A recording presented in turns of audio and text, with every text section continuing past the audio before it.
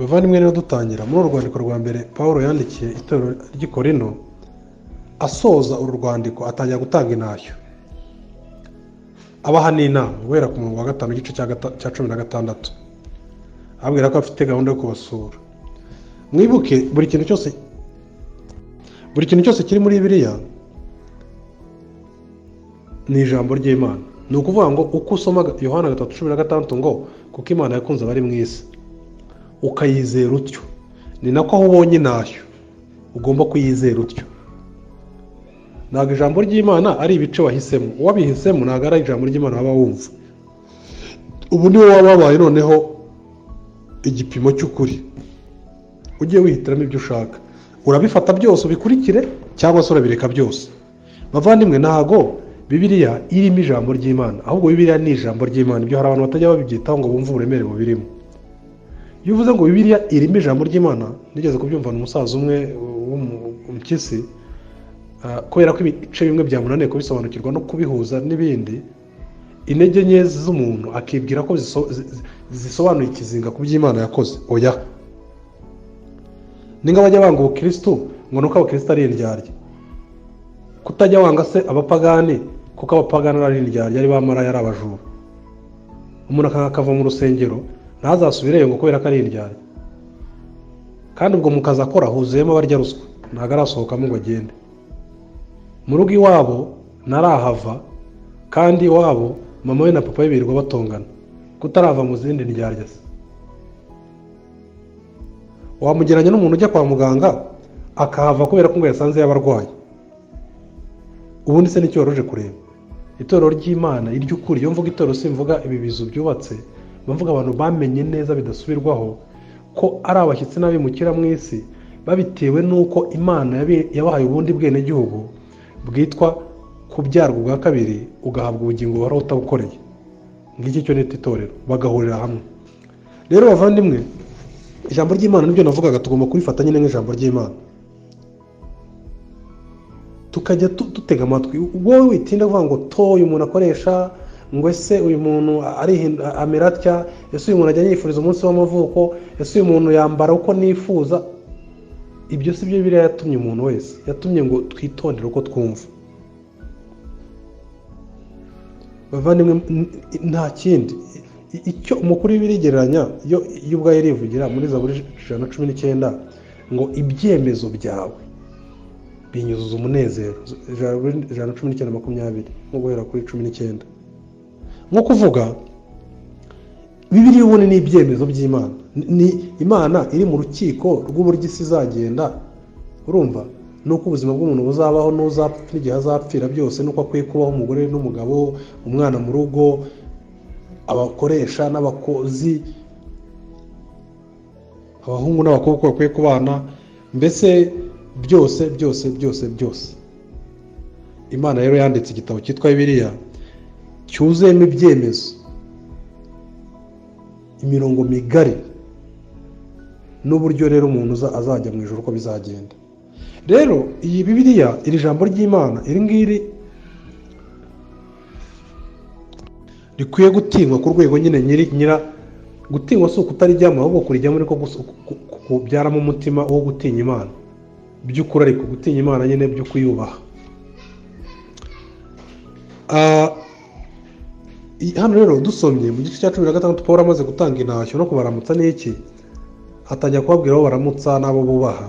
Ageze ku murongo wa 16 aravuga ati nuko namwe mugandukire abameze. 15 yavuze ati hari ikindi mbingingira bene data, muza abo kwa Stefano ko ari umuganura w'abanyakaya kandi bitangiye gukorera abera. 16 kuko nuko namwe mugandukira abameze batyo, n'undi wese ufasha umurimo wa Kristo ashishikaye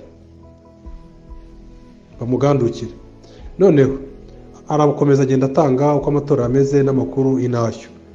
Iri ni ijambo ry'Imana riri n'umwuka wari bavugira mu kanwa ka Pawulo. Ageze ku murongo wa 22 aravuga ngo abo natahije n'abo natahije, abo nzi amazina n'abo navuze amazina, dore icy'ingenzi buri umwe agomba kumenya. Dore igipimo fatizo buri muntu agomba kwireberaho, si ikibazo cy'uko ngiye muze nk'umukozi w'Imana cyangwa ubu niko Pawulo yavugaga. Dore icy'ingenzi, nihagira umuntu 22 udakunda umwami wacu, avumwe umwami wacu araza. Bavandimwe, murumva icyo kintu? Umwami wacu nihagira umuntu utamukunda avumwe. Uyu munsi witwa umukristo uramubaza ngo ariko abasilamu nawe mwizera bimwe? Ati njye sinyaca urubanza. Naho umwuka wera mu kanwa ka Pawulo ati nihagira umuntu udakunda umwami wacu avumwe. Nihagira umuntu udakunda Kristo avumwe. Umwami wacu araza. Muri ayo magambo umwami wacu twebwe bande abera n'abaziranenge, kuko ku gice cya mbere umurongo wabo yavuze ngo ndabandikiye mwebwe Pawulo wahamagare kuba intumwa ya Yesu Kristo nk'uko Imana yabishatse, na Sositene mwene data, turabandikiye mwebwe abo mu itorero ry'Imana ry'i Korinto berejwe muri Kristo Yesu kandi bahamagare kuba bera. Izina ry'umwami wacu Yesu Kristo ari we mwami wabo n'uwacu. Igice cya mbere cy'Abakorinto ba mbere umurongo wa 2 ati abera b'i Korinto berejwe muri Kristo Yesu bahamagare kuba bera hamwe n'abantu bose bambariza hose izina ry'umwami wacu Yesu Kristo ari we mwami wabo n'uwacu. So bo rero baziranye. Paul niba yanditse akavuga ngo nihagira umuntu udakunda umwami wacu, iyo umwami wacu bisobanuye Kristo. Yabivuze mu gice cya mbere nyine. Uru ni urwandiko rumwe ruvuga ikintu kimwe. None bavandimwe, Kristo twizeye ni iki kintu gipfuritse muri we gituma umwuka wera avugira mu kanwa akavuga ngo ntabwo yavuze nihagira umuntu utemera kwabaho, oya. Ntabwo yavuze ngo nihagira umuntu ushidikanya ko ari Imana, oya. Ntabwo yavuze ngo nihagira umuntu ushidikanya ko yabasha kumuha agakiza, oya. Yaravuze ngo nihagira umuntu udakunda umwami wacu avumwe. Mu Cyongereza let him be accursed, let him be damned. Ni ngo nagikuzimu uwo muntu. Mu magambo yoroshye ni niba muri mwe hari umuntu wumva adafitiye urukundo rugurumana na Yesu umwami wacu, navumwe, nagikuzimu. Bavandimwe, ndagira ngo turebe iki kintu gipfuritse muri Kristo. Urukundo twese dufite amakuru ku byo twita urukundo. Abantu benshi bari aha bafite nyine bagiye bakuzemo, bazi ibyo urukundo ari cyo.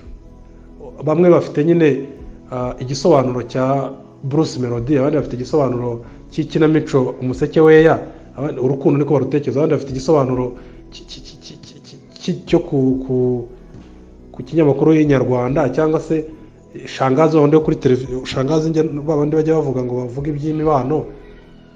Mbese buri muntu afite icyo yita urukundo, ariko hari icyo abantu bahuriraho ko ari ikintu gifata amarangamutima y'umuntu kikayashegesa nyine, akumva ko yifuriza ibyiza uyu muntu, yifuriza kubaha uyu muntu, yifuriza kutagira ikibi kimugaragaraho.